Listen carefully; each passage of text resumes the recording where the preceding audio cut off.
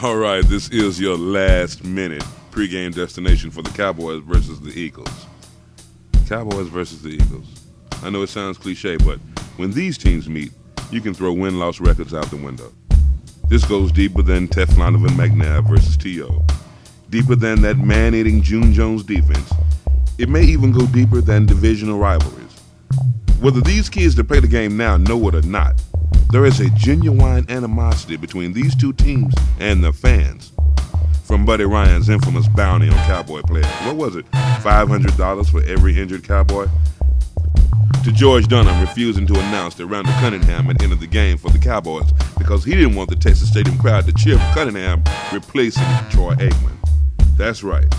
One of the most popular QBs to ever play for the Eagles ended up playing for the Dallas Cowboys.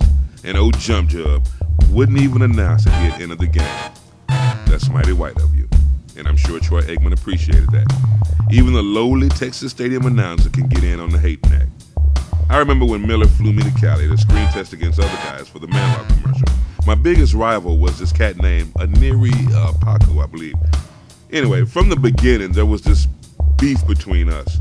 Before I even found out that he was from Philly and he knew I was from Dallas. But he ended up being cool, gracious in defeat. Kind of like Cowboy fans have been facing the Eagles. Please understand, the fans want to beat the Eagles every time they see them.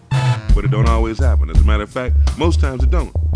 Say what you will about Andy Reid's inability to handle personal problems professionally, from his sons to Donovan versus T.O. His leadership has been hard to see. But on the football field, Andy Reid is outstanding. He has a great record against the Cowboys. They have a card-carrying Cowboy killer in Brian Westbrook, a promising, although small receiver in Deshaun Jackson, and another receiver trying desperately to fill T.O.'s shoes in Reggie Brown. But he's dealing with an injury, and he's questionable for today's game, along with Kevin Curtis being out with a hernia. The biggest problem may be the additions on defense. You got Chris Clemens, who has a great football IQ and makes plays on the defense and on special teams. And also Asante Samuel, a great playmaking small cornerback. I hated to see him go to the Eagles, but I hate it when anyone good goes to the Eagles. Lito Shepard is another card-carrying Cowboy killer, and T.O. needs to dominate him whenever he's in the game. Why do I say whenever he's in the game? Because Asante Samuel and Sheldon Brown are the lead corners on the Eagles defense now. Man, the Cowboys owe Lito. Every time they see him, they should try to destroy him. I made the mistake of disrespecting Lito a while back. I never made that mistake again. Forget the depth chart. Lito is tough against the Dallas Cowboys.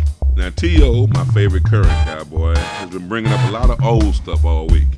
I hope Romo backs him up and feeds T.O. the ball so they could bust this game wide open with aggressive play from the beginning. That'd probably be the best chance. And we have to see who has the better game, Trent Cole or Flozell Adams.